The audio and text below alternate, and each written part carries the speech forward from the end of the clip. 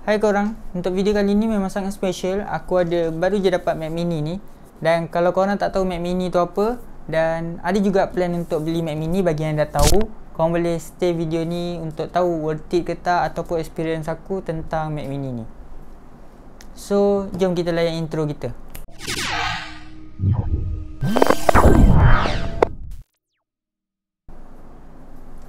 Okay, Assalamualaikum. Welcome back to this channel Just Buat Je, dan aku Hafiz Masrum. Okay, bagi siapa yang dah subscribe channel ni, aku nak ucapkan terima kasih banyak-banyak kerana support kita orang. Dan bagi siapa yang belum, boleh consider subscribing this channel, hidupkan notification supaya korang dapat tengok video-video yang selanjutnya. Okay, tanpa buang masa lagi, ni adalah Mac Mini. Mac Mini tu apa? Kalau korang yang dah pernah tengok ataupun dah pernah mempunyai PC yang petak kan, petak besar tu kan orang panggil desktop kan. So dalam line up Mac, dia ada juga desktop. So ini adalah desktop mini lah. So kau memang perlukan monitor, keyboard dan mouse untuk hidupkan Mac Mini ni, sebab dia tak ada screen macam laptop-laptop MacBook yang lain. Ok, aku ceritakanlah sikit pasal kenapa aku beli Mac Mini ni. First, dia adalah menggunakan chip M1 yang terbaru, prosesor yang terbaru yang Apple hasilkan, dan berpindah daripada penggunaan prosesor Intel kepada M1 chip, iaitu SoC. SoC tu apa? Simple lah aku bagi tahu. Dia guna prosesor, RAM dengan graphic card dalam satu chip. So memang dia punya workflow akan lebih, atau performance dia akan lebih padu lah. M1 chip ni dia ada hasilkan dalam 3 device, iaitu Mac Mini, MacBook Air dan MacBook Pro. Tapi kenapa aku beli Mac Mini kan? Sebab tak ramai pun orang beli. Jangan pandang rendah. Sebab kan M1 chip ni lah ramai orang beli Mac Mini berbanding dengan MacBook Air dan MacBook Pro. Yang kedua adalah sebab dia price dia. Dia antara device yang agak murah daripada dua device yang lain, iaitu MacBook Air dan MacBook Pro, yang mana kedua-duanya ni above 4,000 lah. So kalau korang yang nak starting tukar daripada Windows ke Mac OS dan korang tak punya budget yang besar, korang boleh dapatkan Mac Mini ni. Kalau macam aku ni, kalau Mac Mini pula, harga starting point dia daripada 299, iaitu 8GB RAM dan 256GB storage. Sama je macam yang lain tu, 8GB RAM dan 256 storage, cuma dia dalam bentuk laptop lah. Tapi Mac Mini aku dapat ni adalah 16GB RAM, 256 storage. Apa lagi aku suka dekat Mac Mini ni? Ok, yang ketiga, kita pergi kepada spek dia ataupun build dia. Spek dia aku dah cakap dah tadi, tak didatangi dengan monitor, keyboard dan mouse. Korang kena beli asing lah. Kalau macam aku dah ada dah. Dan monitor ni aku beli sama dengan ni lah, sama masa dengan aku beli Mac Mini ni. Dia diperbuat daripada aluminium, memang sangat premium. Memang kalau korang bawa pergi mana-mana ataupun orang datang kan, orang tengok memang wah, memang kagum lah. Untuk OI port ataupun IO port, korang komen kat bawah mana satu. Port dia banyak lah berbanding dengan MacBook Air dengan MacBook Pro.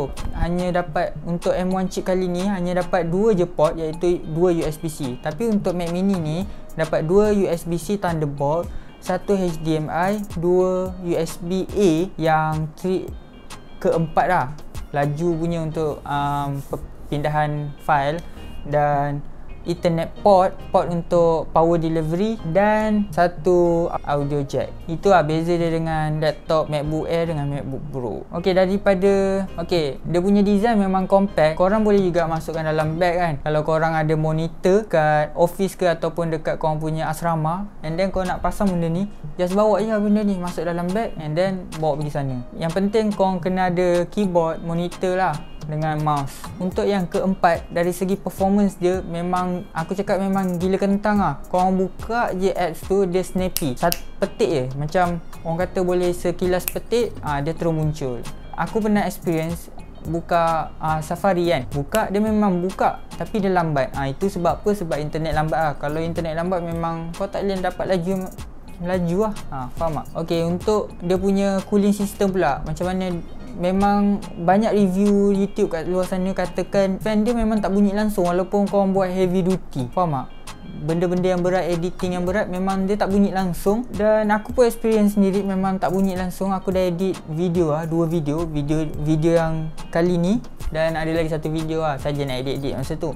Ok, memang tak bunyi langsung. Dan dia punya CPU peratusan dia pun tak cecah lebih daripada 50. So memang senyap lah dan tak panas. Untuk Mac Mini ni dia ada fan, sama dengan MacBook Pro. Sebab tu lah aku beli ni, sebab dia ada fan. Ok, tu je kot untuk Mac Mini. Terusnya aku akan pindah kepada dia punya aksesori lah. Untuk keyboard, aku ada keyboard ni. Okay, kalau korang nampak ni ada RGB. Ok, keyboard ni adalah keyboard Phantom. Aku tak tahu jenis apa, tapi aku akan letak juga nama dia dekat sini. Korang boleh tengok ini type apa. Tak silap aku dia adalah yang 84 key lah. So dia tak ada numpad ataupun nombor yang untuk pad yang nombor tu lah. Yang aku suka, korang boleh custom untuk keyboard ni macam-macam RGB lah. Dia bukan macam yang murah punya, yang belah sini merah korang tak boleh ubah. Tapi yang ni korang boleh customize macam mana dia punya bentuk ataupun cara dia nak keluarkan dia punya RGB tu. Yang ni harga dia dalam, aku beli second je daripada kawan aku, 180. Korang boleh cari Phantom punya keyboard dekat Lazada. Ok, untuk mouse pula, korang boleh search dekat Lazada ke dekat Shopee ke, wireless mouse. Ok, yang ni aku dapat dalam RM20 lebih. So dia ada RGB juga. Kalau korang tengok kat sini, dia boleh tukar-tukar lah warna dia. Nampak tak? Dia boleh tukar-tukar warna dia. Dia ada 3 mode lah. Satu mode untuk off, yang kedua untuk on, dan yang ketiga untuk RGB. Aku dah pakai setahun dah dan memang mantap lah. Aku tak pernah try untuk gaming, tapi untuk just usual usage, still performance dia ok lah.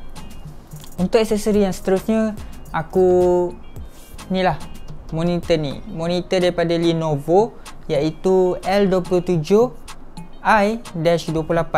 Itu dia punya model lah. So L27 tu maksud dia 27 inci. Kalau korang boleh tengok, yang ni aku pakai settingan macam orang Indon. Ni aku pakai setting movie sebab yang lain semua nampak macam warm. Kalau yang movie ni dia nampak macam natural lah, macam accurate lah. So apa yang aku boleh komen dekat apa yang ada lah dekat monitor ni. Monitor ni macam biasa IPS panel.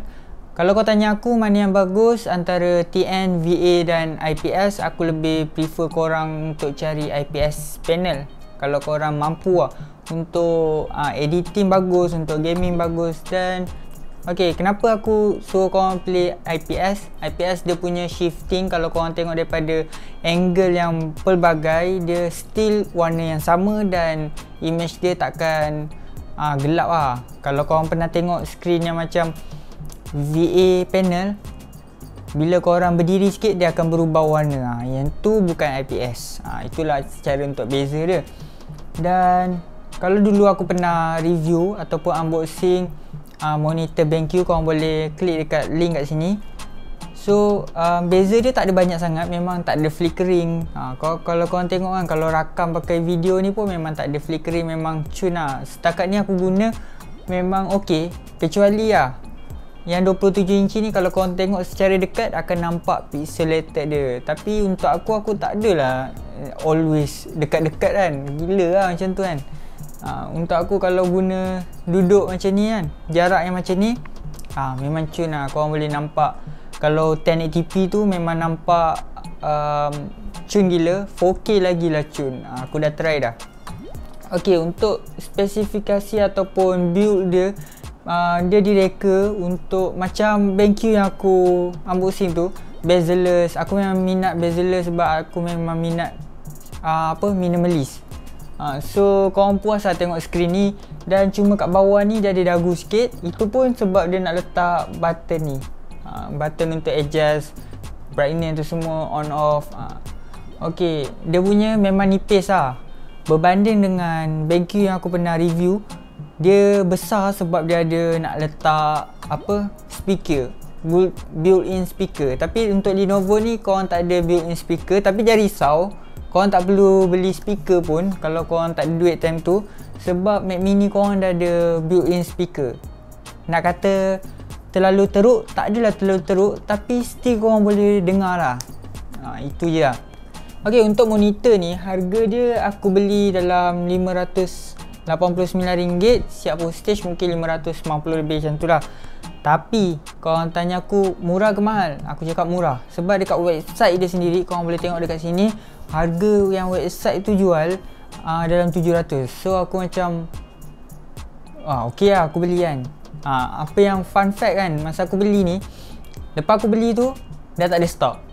Tapi korang jangan risau, korang boleh klik dekat link kat bawah ni. Aku dah check dah tadi, memang legit ada lagi dia dari stok dah. So kalau korang cari screen IPS 27 inci yang murah, yang boleh buat editing, yang boleh main game, yang 75Hz, aku lupa nak cakap dia 75Hz memang sesuai untuk main game.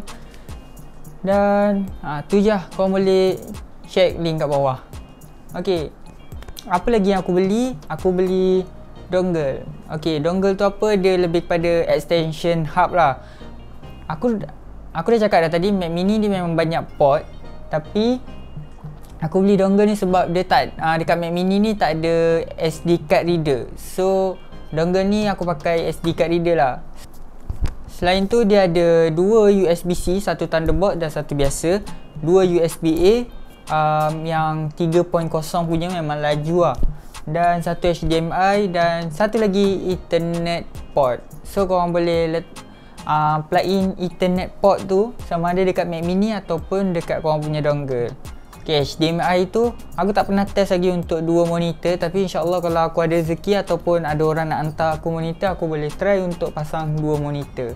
Untuk Mac Mini ni dia boleh pakai dua monitor lah, tapi kalau MacBook Pro dengan MacBook Air ada isu yang tak boleh pakai dua monitor, tapi ada juga YouTuber yang dah buat 3 monitor sekali dia pakai. So itu saja pasal dongle. Dongle ni pula harga dia dalam RM80.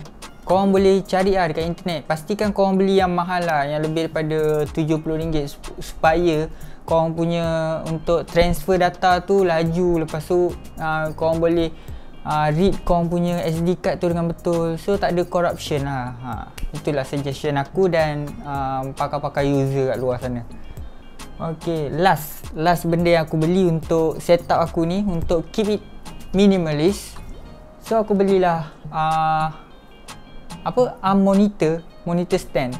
Ok, monitor stand ni daripada Nos Bayou, B-A-Y-O-U. Aku tak tahu nak sebut apa, so aku sebut Nos Bayou. Yang ni F18 tak silap aku. Aku check. So dia ada banyak jenis, yang stand dia tegak, yang dia ada berapa axis je. Tapi yang ni dia banyak axis lah, yang dekat dia punya bawah, tengah, dia punya siku lah aku boleh cakap. Dengan dia punya pergelangan tangan ada 2 dan jari, macam tu lah. Untuk yang jari korang boleh tilt up, tilt down. Dan kalau korang yang jenis ada suka monitor yang untuk baca komen tu kan, kalau korang gamer, so korang boleh pusing, jadikan dia portrait ataupun landscape.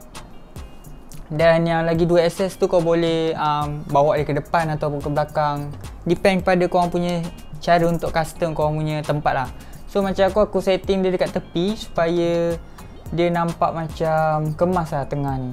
Kalau korang follow dekat IG aku ada dekat link bawah. Aku ada tunjukkan korang macam mana setup penuh ni lah. Bagi aku lebih suka minimalist sebab untuk editing kan, aku tak suka meja aku serabut. Itu je thought aku tentang Mac Mini ni.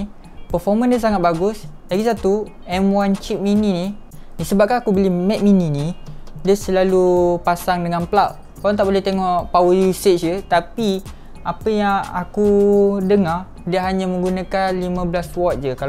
Kalau salah aku letakkan dekat bawah ni, korang boleh baca berapa watt dia guna. Kalau untuk laptop yang abang dia MacBook Air dan MacBook Pro, memang Apple menjangkakan kalau MacBook Air korang boleh tahan bateri tu dalam 17 jam penggunaan biasa, macam browser ke, buat multitask ataupun buat assignment, boleh 17 jam. MacBook Pro pula 20 jam. Ramai juga YouTuber yang buat testing masa editing, dan bila dia render ataupun dia buat testing tu dalam setengah jam, sepatutnya heavy duty. Kalau laptop biasa, dia punya bateri dia tu memang akan kurang lah, sampai dia suruh plug in.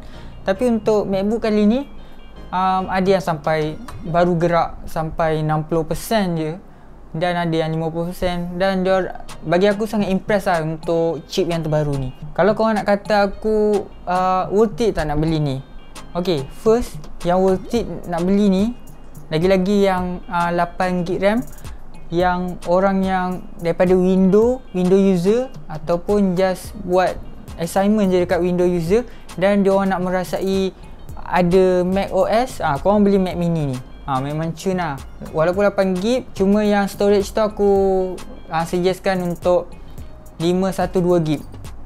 Sebab yang 256GB, kalau korang pakai dengan 8GB RAM, korang akan hadapi isu swap memori. Kalau korang tak risau pasal tu, ataupun korang just guna regular biasa je, just beli je macam 8GB RAM dan 256GB storage. Bagi aku still okay lagi untuk buat tengok YouTube macam biasa, Netflix, buat assignment, buat multitask, still okay lagi. Tapi untuk heavy duty, aku suggest sama ada kau upgrade 512GB storage ataupun 16GB memory.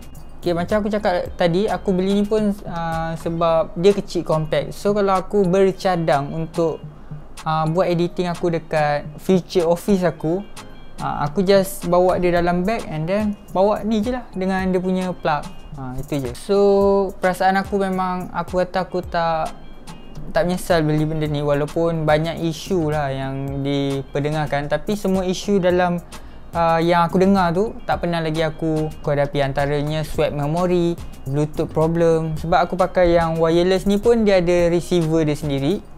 Dan untuk keyboard ni aku pakai yang terus direct cocok USB. So tak adalah masalah Bluetooth. Even aku pakai speaker yang murah ni je, yang Bluetooth kan, dia tak delay langsung Kalau korang nak connect pun senang je. Cuma pada awal-awal tu dia tak boleh nak detect Cuma aku dah godam sikit, baru boleh detect. So kalau korang yang plan nak beli Mac mini ni, aku suggest beli lah. Dia revolusi yang mantap kot. Bukannya macam, kalau korang dengar pun, awal-awal pun memang orang suggest korang untuk beli ni. So kalau korang nak berpindah daripada Windows, ataupun korang dah frustrated macam aku, macam dah kecewa sangat dengan laptop yang awal-awal tu, yang macam 2000 tu kan, tapi performance dia macam terhad. So sebab tu lah aku beli Mac mini ni. So aku boleh edit content untuk YouTube, edit untuk wedding videography. Itulah yang aku akan buat untuk Mac mini ni. Dan apa-apa update ni aku akan buat dalam video yang akan datang. So kalau tak ada tu, maknanya tak adalah isu yang aku hadapi. Tapi kalau ada, aku akan upload video pada masa yang akan datang. So yang pentingnya korang hidupkan notification dan subscribe channel ni. Okay, itu saja daripada aku, Hafiz Masrum. Thank you for watching. Dan ingat, stay safe, jaga SOP, dan just buat je apa yang korang suka. See you in the next video. Bye bye.